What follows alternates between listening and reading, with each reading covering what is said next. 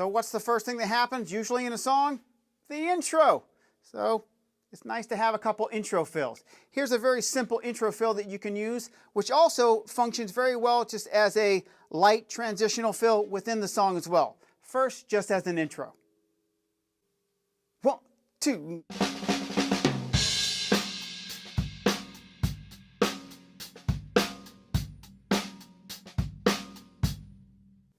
So as you can hear, that's sort of an adapted version of a Pat Boone, Debbie Boone. I'm kind of, instead of putting it to different drums, I'm just kind of playing with some drags with the left hand.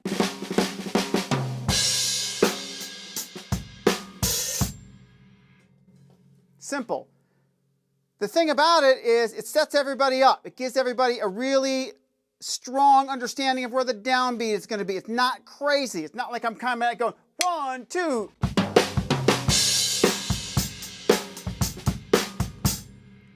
That's a surefire way to get fired. Is really what it is. So one more time on that. I'll use it in context as a fill this time.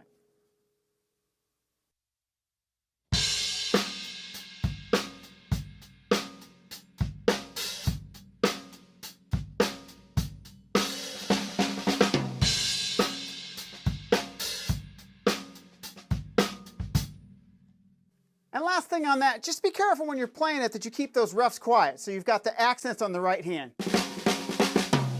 Right? You get it. Another way fills are used is to play a setup. So the classic example of that is like big band jazz.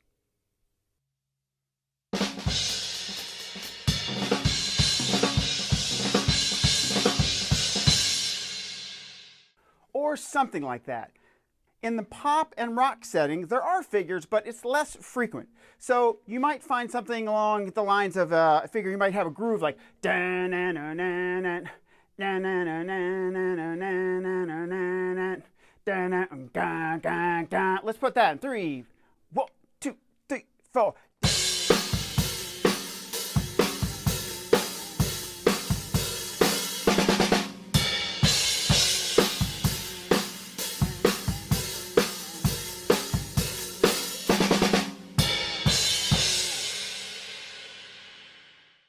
Sorry about my singing. But if you've got a big figure like that, 3, 4, 1, you do that fill, and the thing that's interesting about that is the fill is starting on 1. You're going to go 1 E and a 2, 3, 4, 1. Normally the bass drum would play on 1, but since we're trying to set up this figure, we're going to go ahead and play a big snare drum fill that sets up a whole bunch of bass drums. Now this does go back to the sort of the big band setup where if the last note you play is a bass drum, a lot of times you want to play the figure hitting on the snare drum. Or vice versa. If you hit the snare drum last, then you want to play the figure with the bass drum. That doesn't always hold, but a lot of it does that. So there's that one fill. Da-na-na. Let's look at another one where we end on the bass drum, and the figure is a big 2 coming down on the snare drum and the cymbal. Now I'm thinking, ba, 1, 2.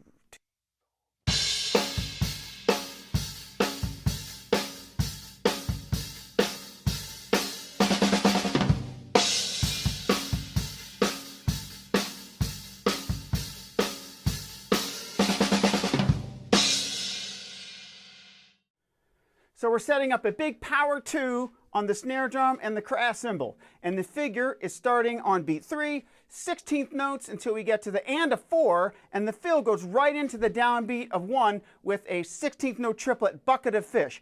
Bucket of fish, bucket of fish. That's the classic bucket of fish, bucket of fish. So that's how you get to it. 1, 2, 3, 4, bucket of fish. That's how you get to that. So one more time, the whole thing, and then you know how to play a big 2 with a bucket of fish before that.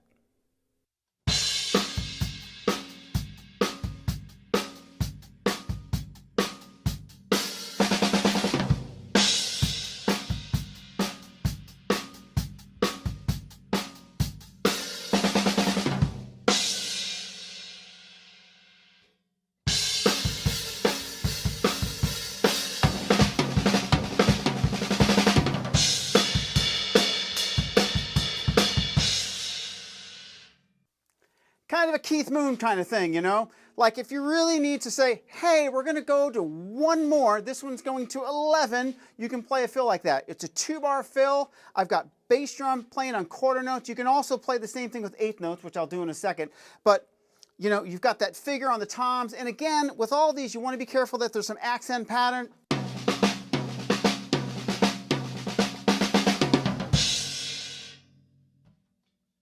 If you want to keep everything even, it can be pretty bombastic, and that's cool too. But I try to still, even within that, have a little bit of ebb and flow to it, so there's some motion to that fill. By the time you get to then, sigga-digga-digga-digga-dung, you really got some power on it. One more time, but I'm going to go ahead and pump 8th notes on the bass drum this time.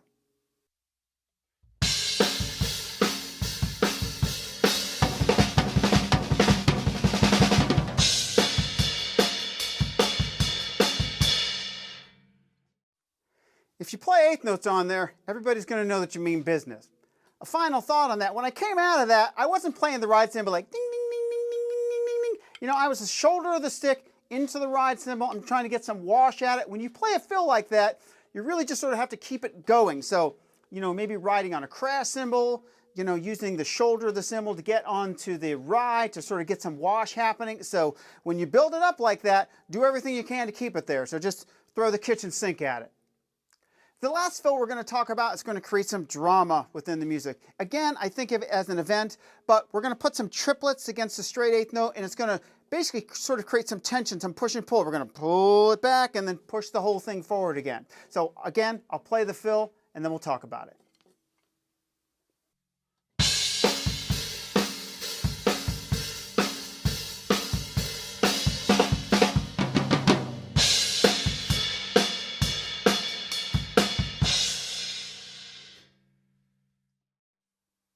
So as you can hear, when you hit those triplets, gung, gung, gung, gung, 3 triplet 4, it really goes whoop, bam, and then comes in. So it sounds good at that tempo, but it also sounds really good at a slower tempo. Here it is sort of way slowed down.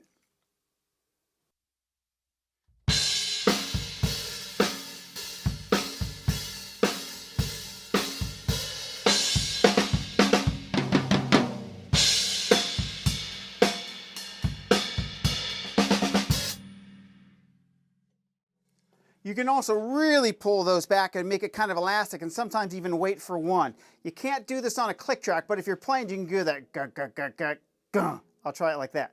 3, 4.